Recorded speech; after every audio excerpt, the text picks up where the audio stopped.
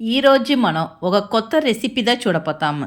అది ఏమంటే ఒక కొత్త చట్నీ చేయపోతాము. ఆ చట్నీ దోసలకి, ఇడ్లీలకి, చపాతీలకి అన్నీ నంచుకుని తినేదానికి అంతా బాగుంటుంది. చాలా బాగుంటుంది. అది ఎట్లా చేస్తామో మన వీడియోలో పోయి చూసేదానికి ముందు మన ఛానల్ని సబ్స్క్రైబ్ చేసుకోండి. నిండా నిండా సంతోషంగా ఉండండి.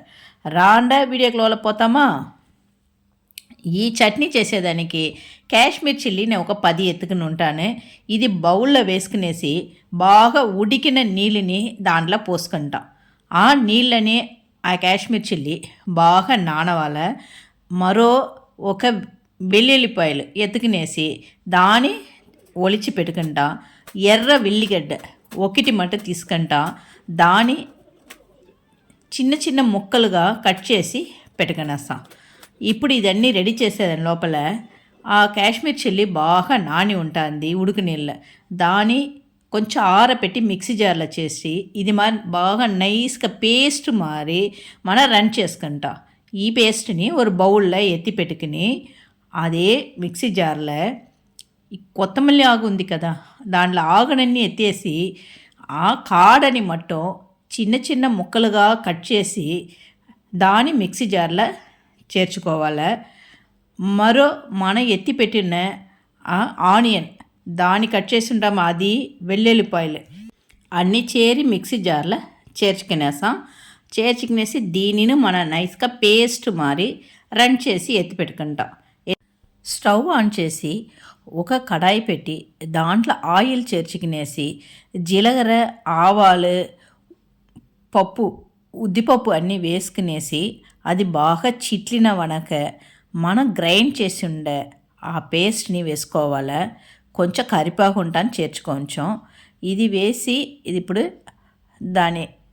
ఆ పేస్ట్ని వేసి కొంచెం తిప్పుకుంటా. కొంచెం ఇట్లా అట్లా అడుగు పెట్టుకోకుండా తిప్పుకుంటా. మరోసారి రుబ్బి పెట్టి ఉండే ఆ కాశ్మీర్ చిల్లీ పేస్ట్ని దీంట్లో వేసుకునేసి దానిని చేర్చి బాగా కలపట్టుకుంటా. అడుగు పెట్టుకోకుండా సిమ్లో స్టవ్ పెట్టి అప్పుడప్పుడు కలపటికినే ఉండవాలి.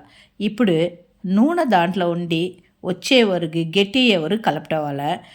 మరి దానికి సరే ఎట్లా ఉప్పు వేసుకునేసి కాశ్మీర్ చిల్లీలో కారం ఎక్కువ ఉండదు, అందుకే కారానికి చిల్లీ పౌడర్ 1 టీ స్పూన్ చేర్చుకునేసి అన్నీ చేరి బాగా కలపటుకుంటా.